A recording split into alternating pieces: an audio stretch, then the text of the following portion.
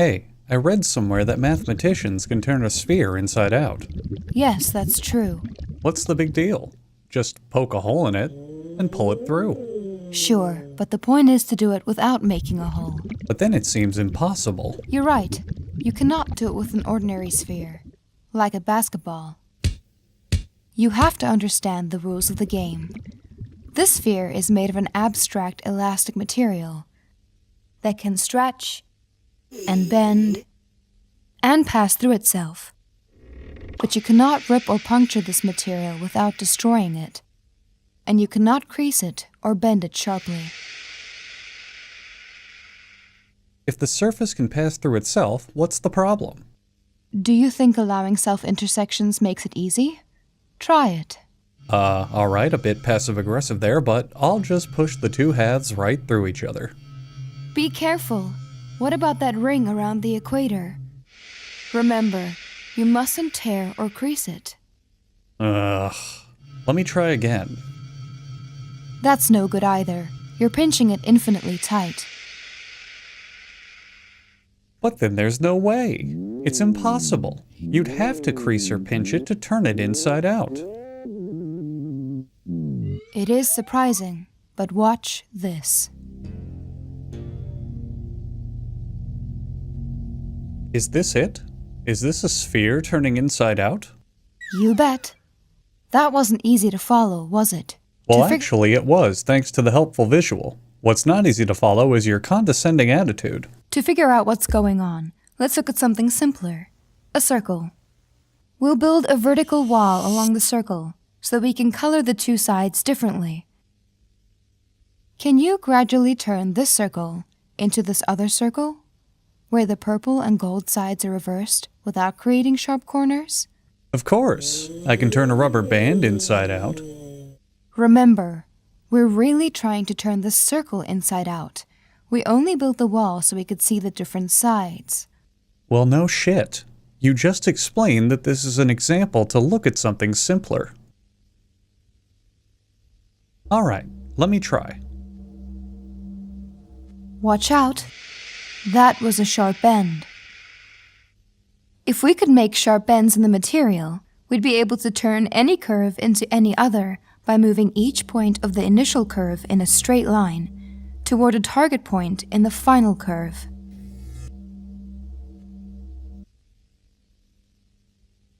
If I were able to sharply bend you, could we turn you into less of a bitch? Pulling a loop tighter and tighter is not really a gradual change. It's like having a corner in disguise, so it's against the rules. Well, if you can't have corners, and you can't pull loops tight, I think it's impossible to turn the circle inside out.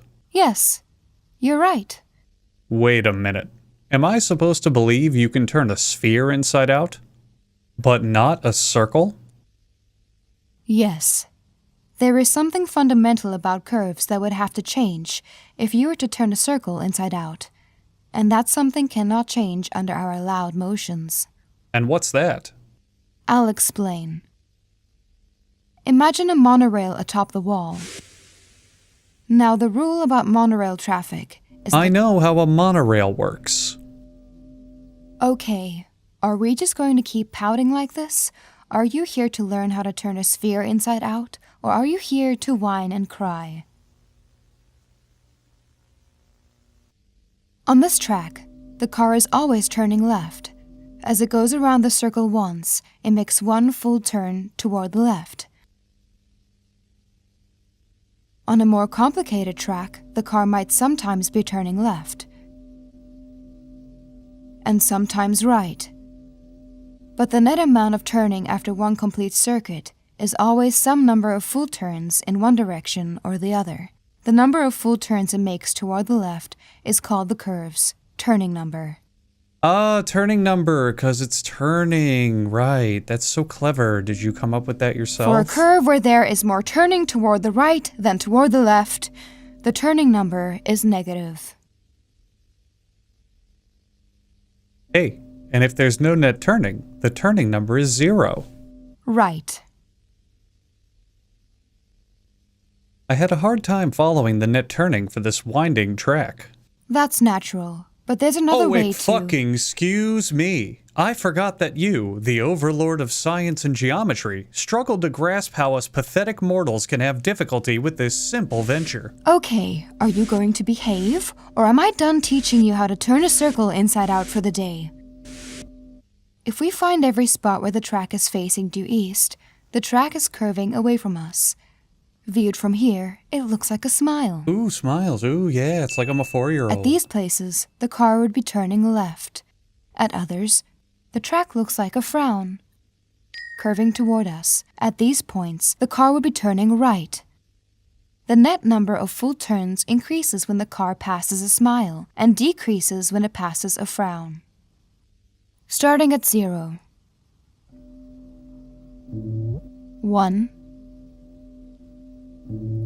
2, 3, 4, 3, 2,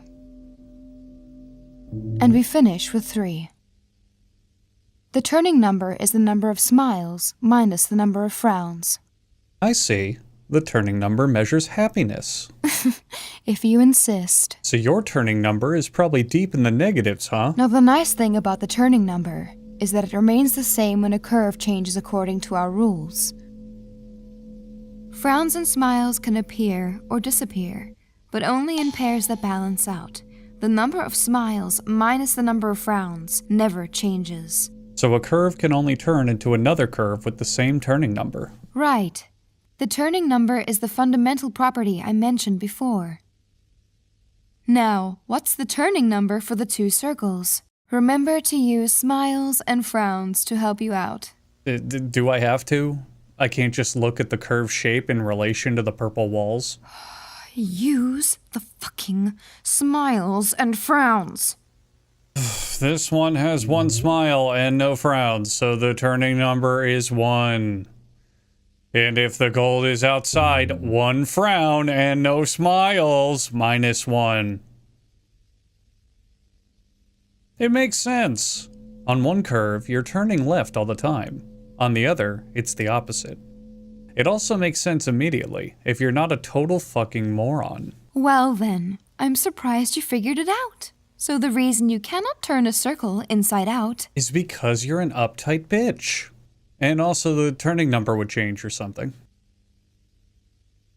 But wait, doesn't the same argument prove that you can't turn a sphere inside out? This sphere has a 3-dimensional smile. And this one has a 3-dimensional frown. So they have different turning numbers. Of course, a dumb sack of shit like you would think that. Your analogy is childishly cute. But to make it complete, we must look at a general surface and consider all the points where it is horizontal and gold is on top. We'll draw horizontal stripes to make these points easier to locate. Smiles are like bowls curving up. Frowns are like domes curving down. Ah, and I suppose you're like gravity, nothing but down. But there are other points where the surface is horizontal that are neither bowls nor domes. They are saddles and look like smiles from one direction and frowns from another. Near a bowl or a dome, the horizontal stripes form rings. Near a saddle, they form an X. Oh, you dumb bitch. Oh, you dumb, stupid bitch. I fucking got you now. Spheres don't have saddles. And your inability to grasp basic concepts is why I'm the one teaching you here. A dome and a saddle can come together and cancel out. Likewise, a bowl and a saddle can cancel out. But bowls and domes, like electrical charges of the same sign, normally don't get near each other. The unchanging number for surfaces then is this. Add domes and bowls and subtract saddles. This number is 1 for the sphere, no matter which face is out. Okay, I'm willing to believe that turning numbers don't prevent the sphere from turning inside out. I would immediately believe it if anyone but you told me. But none of this means you can actually do it. Well, again, someone else could probably do it, but you specifically never could. Oh, I know. I know it's so hard for you to see. I get it. You're trapped all alone with yourself inside that dumb, caveman-like brain of yours, rattling these concepts around in your skull back and forth, desperately, oh so desperately trying to grasp something beyond the basic perception you have of this universe. You know there's concepts out there beyond what you can see. Math that calculates things above the numbers you can count on your fingers. You're aware of how much of the universe you don't know, and yet you're trying so desperately hard to claim you can understand some of it. You don't need the answers to life's questions. You just need the ability to understand something above your current scope of daily life. Something, anything, to make you sound smart. To let you tell yourself that you're aware of anything outside of the most mundane parts of your existence. You want something to remind you of the beauty and wonders of science. But it all comes crashing to a halt because you know you're not that smart.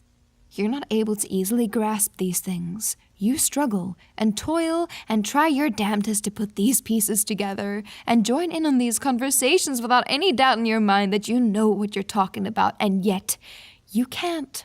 Because things like this are just too difficult for someone like you. Fuck you. Steve Smale proved it was possible in theory in 1957. But it took 7 years before Arnold Shapiro found a practical way to do it. Since the problem remained hard to visualize, more methods were invented later by Bernard Morin and several others. I'll show you Bill Thurston's method, invented in 1974. Let's go back to curves for a bit. Remember that this circle can only be changed into curves of turning number 1. Have anything to add? No. Odd. Normally you have some sort of unhelpful, unfunny quip to say right now. Now, can the circle be turned into Still not allowing sharp corners, right? Of course. Now, can the circle be turned into any curve of turning number 1? Say, this one? Let's see. I'll try to go backwards from this curve to the circle. I think I got it. There. Well done! Fairly slow compared to the average time spent on this problem, but your ability to actually solve it should be commended. Now, try this one. Man, this one may be a bit too tricky. It's all tangled up. Kind of like you are in that divorce. How's that going, by the way? You know, your divorce? Heard you might lose custody of your kid. Shame. Real shame. And this very easy one? We gave this example to a class of 4th graders, and they solved it in seconds. Whoa, you're not going to ask me to do every single curve of turning number 1, are you? I would love nothing more than to waste your time with these pointless exercises, but unfortunately, I'm contractually obligated to try to teach you something. What we need is a general method. Do you remember the simple way to transform one curve to another when sharp bends are allowed? Yes, you just go straight from one to the other. That's the one. When curves have the same turning number, this method can be adapted to work without sharp bends. The trick is to add waves to the curve. Can we do it on a simpler one? I knew you would ask that. Oh my god, I want to slap you so badly. I swear to fuck, I want nothing more than to choke the fucking life out of you. I am so fucking done with We this. start by marking small pieces of the curve that will serve as guides for the transformation. We move the centers of the guide segments straight toward their final destinations on the circle, without any rotation. Next, we rotate the guides so that they are lined up with the circle. And the waviness is how we move the parts in between. We make the connecting segments between adjacent guides bulge out into corrugations. What are you... This allows the segments to move freely around each other as long as they remain more or less parallel. Give me that! Hand that over right now, you cocky piece of shit. Taking my script like that, how dare you? Tricking the people at home into thinking you know what you're talking about? How dare you? Yeah, and I'll bet you wouldn't know jack shit about this either without that precious script. I wrote the script, you dick sneeze. I have a PhD in theoretical mathematics. This is my course. Where were we? Here is the transformation of the whole curve. The original curve in blue developed sharp corners, but the wavy curve is springy enough to remain smooth throughout. The same way your mattress was springy enough for me to fuck your brains out while your husband wasn't home. This isn't the time or place for this. We have to keep Then Jason... when is the time?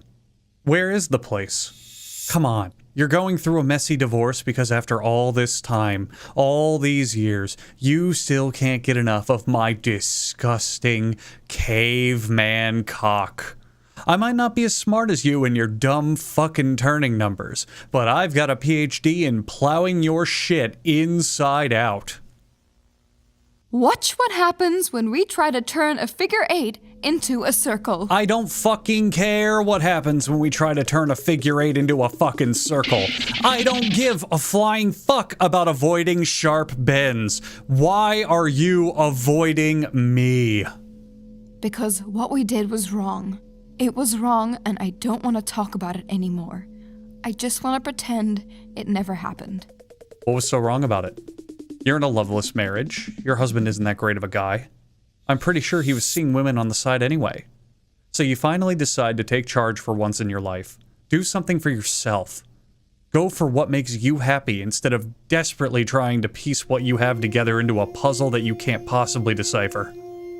Look, things are messy because of the kid, and there's a lot of drama right now, but you can't deny what we had. I fucked it. No. I touched you in a way that you hadn't felt in over a decade. You can't deny it. I'm irresistible to you, and you're upset because what you think is a crisis over the end of your relationship is a crisis with your inability to cope with the fact that you are addicted to my dumb, uneducated, math-struggling Neanderthal cock. That's exactly why I'm upset, you fucking moron! This is not what a brother and sister are supposed to do! And who fucking cares if we're related? Do you think the scientists who learned how to turn a sphere inside out followed the rules? Fuck no. They threw everything they knew out the window and started experimenting, even if it was with their family members. Math is literally nothing but rules. Well, whatever. Christ. Rules were made to be broken, and you were made to be happy. No. No. I was happy. I was happy until you came back into my life. These little games we started as teenagers couldn't keep going. This vile, reprehensible shit had to stop. When I left, it wasn't because of fear for my feelings for you. It was because I wanted to distance myself from this mistake as much as I could. Go and lead a normal life.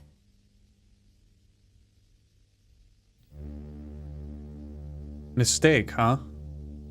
So there was nothing there? You know, your husband and I talked. We talked a lot. We weren't exactly friends, but we were very chummy. And you know what he told me once? No. He told me you screamed my name during sex. Stop. He told me you did it more than once. Fuck you. And he said you explained it was a bad habit you got from sharing a room with me for so many years growing up. And he thought nothing of it, but I think he knew. He knew something. He had to. It was so obvious. I mean, you react to these things without even thinking about it. I can see it now. You're running through all these taboo thoughts in your head on fucking replay. And there's a part of you deep down that loves it. That's not true. Hey. Listen. It's okay. I didn't come here to hurt you. I was never here to fight you. I don't give a shit about the money they're paying me for this, or the turning the spheres inside out, or who's right or who's wrong. I just wanted to get you back.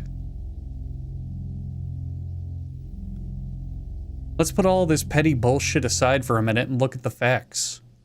I'm here, right now, and I'm willing to try to make this work. Whatever it takes, moving away, fake names, whatever, it doesn't matter. We can make it work. We can always make it work. But you need to be honest with yourself. You can't deny these feelings. You're right. I've been lost for so long. I felt empty. I always thought I could find comfort in the sciences. Everything makes sense in math and geometry and physics, and anything that doesn't, we can actually figure out. I dedicated my life to numbers because I knew they could never confuse me. But here I am, just confusing myself. Tricking myself into thinking I'm not already who I am. Man, fuck science. When was the last time you ever used science in your life? Life's all about feelings and what you feel. I know how I feel, and I have a pretty good idea I know how you feel. But think about it. When was the last time you ever used anything involving science? Who gives a shit? What is science gonna get you a job in the science department of the science center in the science building run by the scientists? No. Fucking Christ, no. You know what your life's gonna devolve into? You're gonna care more about what fucking characters die in your favorite drama TV show and how much free fucking time you have to spend with your friends this weekend than anything that could ever happen in science. It doesn't matter. Science is completely irrelevant to anything. Who in the shit has ever even seen someone into science? Like real science. I don't mean when you're sharing fucking like social media posts about like pictures of science stuff like, oh, new star discovered and it's super bright. No! You think fucking no one cares about the actual science? The people who actually find that shit go down in history as big loser nobodies. Just let go and follow your heart. Just let it all go. Yeah, fuck science. That shit's for nerds. Turning a sphere inside out without poking a hole in it. What was I thinking? That's impossible. You'd obviously have to pinch or crease it to turn it inside out. Yeah, now you're talking. Come on, let's get the fuck out of here, Oni-san. So, do you think we should tell Mom? She already knows. What? How? Well, why do you think she and Dad have the same last name? Because they're married? You have a lot to learn about turning things outside in.